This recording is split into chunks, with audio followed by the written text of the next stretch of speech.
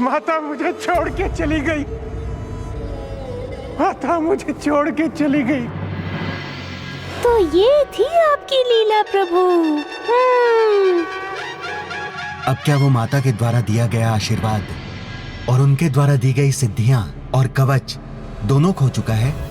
नहीं, जो सिद्धियां उसने तब से अर्जित की थी वो तो अभी भी उसके साथ हैं, किंतु अब इस घटना के पश्चात ये स्पष्ट हो जाएगा कि नरकासुर कौन सा नरकासुर होने का चुनाव करता है, माता भूदेवी का पुत्र नरकासुर या वो असुर जिसे बाणासुर ने उजागर किया है।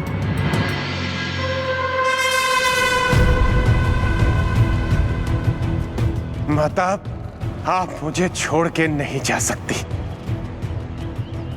नहीं जा सकती माता, आप मुझे छोड़ के नहीं जा सकती। मेरी पूजा में कोई दोष नहीं, मेरी भक्ति में कोई त्रुटि नहीं, मुझे आपके प्रति पूर्ण निष्ठा है, पूर्ण श्रद्धा है, इसलिए मैं आपको फिर प्राप्त करूंगा माता कामाख्या, इसलिए मैं आपको फिर प्राप्त करूंगा माता कामाख्या।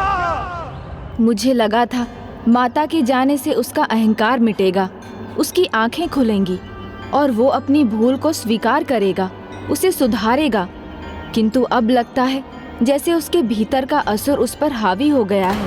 अहंकार का ऐसा प्रभाव है उस पर कि माता कामाख्या पर बस अपना अधिकार समझ रहा है वो। माता, माता, कोई बता सकता है देवी कामाख्या कहाँ है? माता, माता, कहाँ चली गई माता? माता, कहाँ गई माता? माता,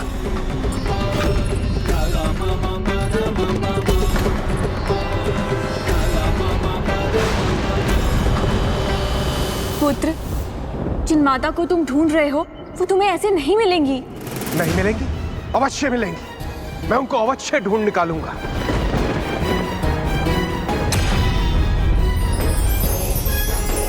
वो देखिए दिव्य प्रकाश, मैं जानता हूं माता वन में वहीं कहीं है।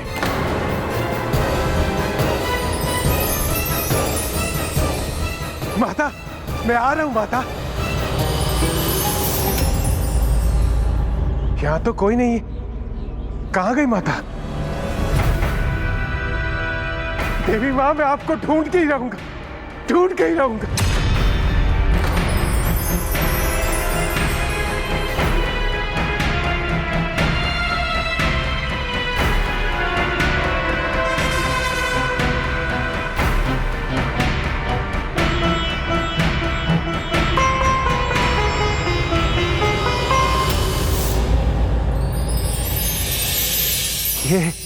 ये पदचिन्ह तो देवी के ही है, ये तो देवी के है।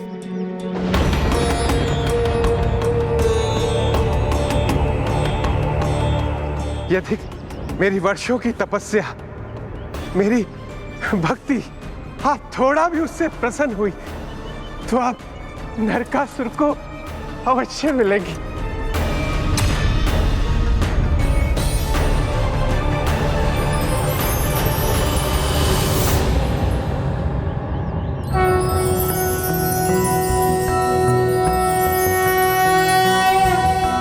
कंचनाभावराभयं पद्मधरा मुकुटोज्ज्वलां स्मेरमुखीं शिवपत्नी कात्यायने सुते नमोऽस्तुते।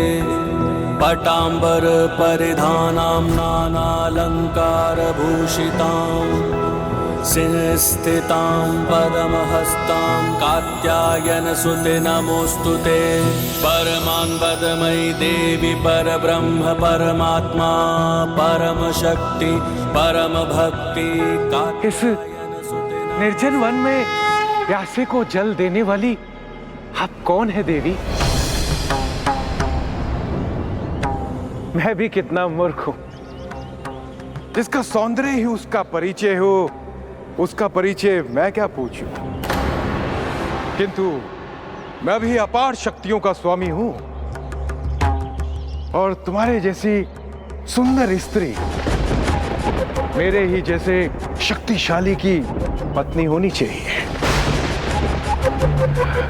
मैं आपसे विवाह करने को इच्छुक हूं। कैसा मूर्ख है ये, जिनकी सदा से पूजा करता आया उन्हीं को नहीं पहचाना इसने। अपनी मूर्खतावश ये भी वही भूल कर रहा है जो लंकाधिपति रावण ने सीता माता का हरण करके की थी।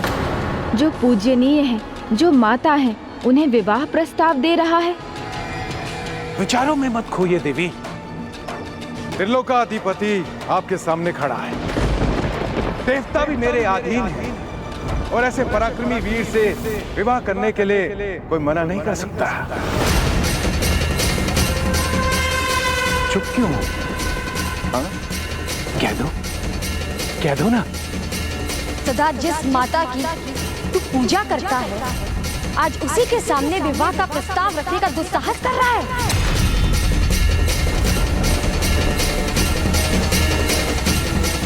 मैंने तुझे दर्शन इसलिए दिए क्योंकि मैं ये जानना चाहती थी कि तू भक्ति भाव से मेरे दर्शन करना चाहता है या अहंकार से।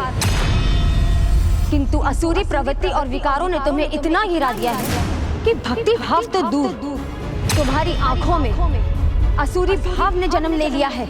आसुरी नहीं, ये प्रेम का भाव है देवी। देवी, आपकी अद्भुत सुंदरता का आभास तक नहीं था मुझे। दृष्टि और बुद्धि के साथ साथ अब तुम्हारी जीवा भी नियंत्रण के बाहर हो गई है नरकासुर। संभाल लो अपने आप को, जागृत करो अपने विवेक को। नियंत्रण कैसे रखूं अपने आप पर? आज से पहले मेरी आंखें खुली ही कहां थी जो ऐसे दर्शन कर पाता। तुम्हारी मति मारी गई है नरकासुर।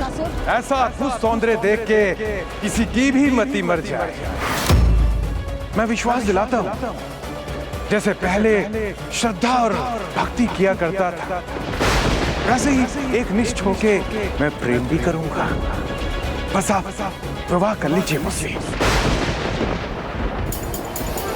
प्रभु, अब क्या करेंगी माता? शक्ति स्वरूपिणी है वो, हमसे अधिक शक्तिशाली, महान है वो, संसार की चेतना की स्रोत है। नरकासुर जैसा असुर उनके सामने एक तिनके के समान भी नहीं।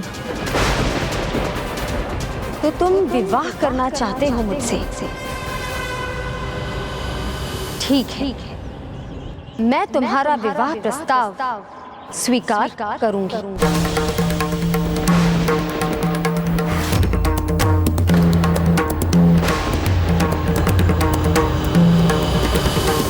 किंतु मेरी एक शर्त है। जो भी शर्त है मुझे सब स्वीकार है।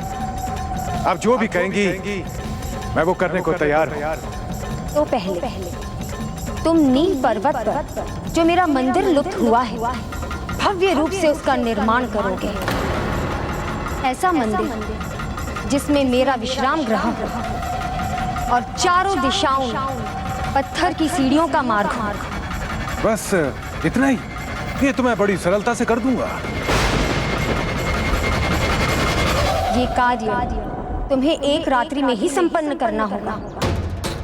किसी भी सिद्धि का प्रयोग किए बिना मंदिर और सीढ़ियों का निर्माण करना। यदि तुमने मेरी शर्त को सफलतापूर्व संपन्न किया तो मैं उसी क्षण तुमसे विवाह कर लूंगी। किंतु तुम यदि ऐसा ना कर सके तो तुम अपने आप को मेरा भक्त बुलाने का और मेरे नाम का उच्चारण करने का अधिकार भी खो दोगे।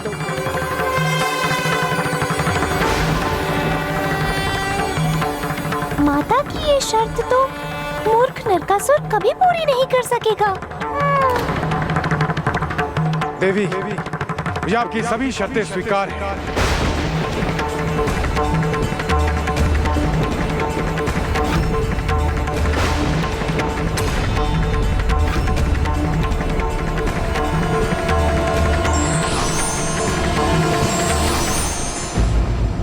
बार बार अवसर मिलने पर भी जो अपनी त्रुटियों को नहीं सुधारते, वे अपने विनाश को निमंत्रण देते हैं।